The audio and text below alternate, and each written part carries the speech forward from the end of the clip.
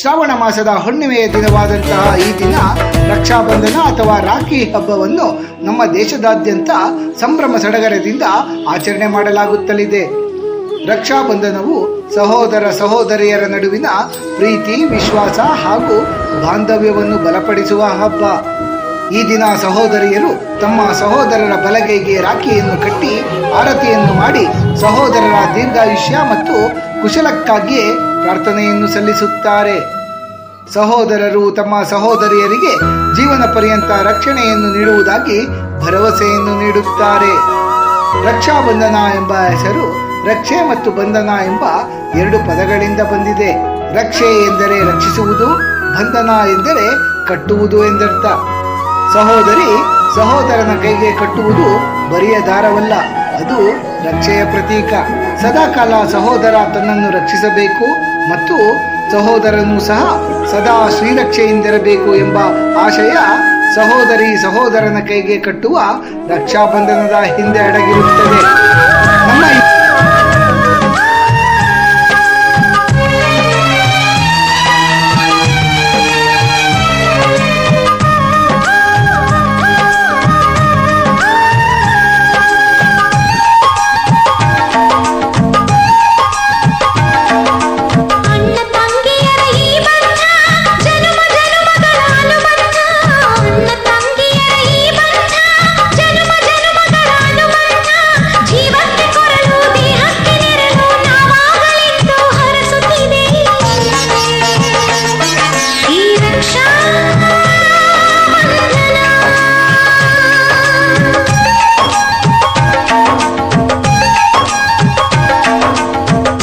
ತಂಗಿಯರ ಈ ಬಂಧ ಜನುಮ ಜನುಮಗಳ ಅನುಬಂಧ.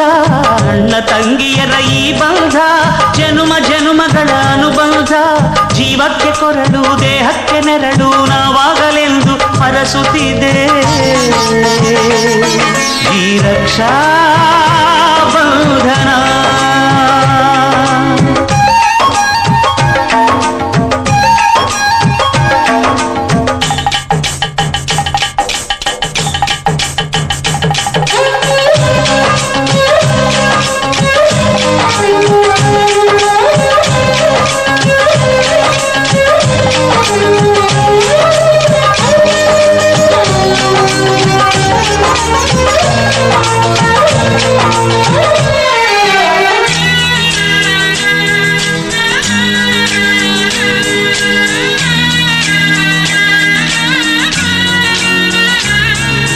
ನೀ ಹುಟ್ಟಿ ಬಂದ ಶುಭ ದಿನವೇ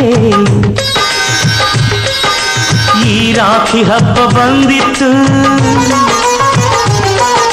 ಸೋದರಿಕೆಯೊಂದು ವರವೆಂದು ಈ ರಾಖಿ ಸಾಕ್ಷಿ ಹೇಳಿತ್ತು. ತಂಗಿಯು ಹುಟ್ಟಿದ ಕ್ಷಣ ಅಣ್ಣನ ಪದವಿ ಹುಟ್ಟಿತು. ತಂಗಿಯು ಹುಟ್ಟಿದ ಕ್ಷಣ ಅಣ್ಣನ ಪದವಿ ಹುಟ್ಟಿತು. ಗಂಡಿಗೆ ಗೌರವದ ಗರೇರಿತು.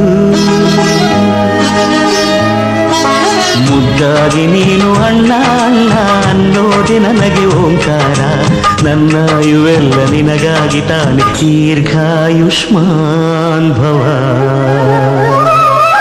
ಅಣ್ಣ ತಂಗಿಯರ ಈ ಬಂಧ ಜನುಮ ಜನುಮಗಳ ಅನುಬಂಧ. ಅಣ್ಣ ತಂಗಿಯರ ಈ ಬಂಧ ಜನುಮ ಜನುಮಗಳ ಅನುಬಂಧ. ಜೀವಕ್ಕೆ ಕೊರಳು ದೇಹಕ್ಕೆ ನೆರಳು ನಾವಾಗಲೆಂದು ಹರಸುತ್ತಿದೆ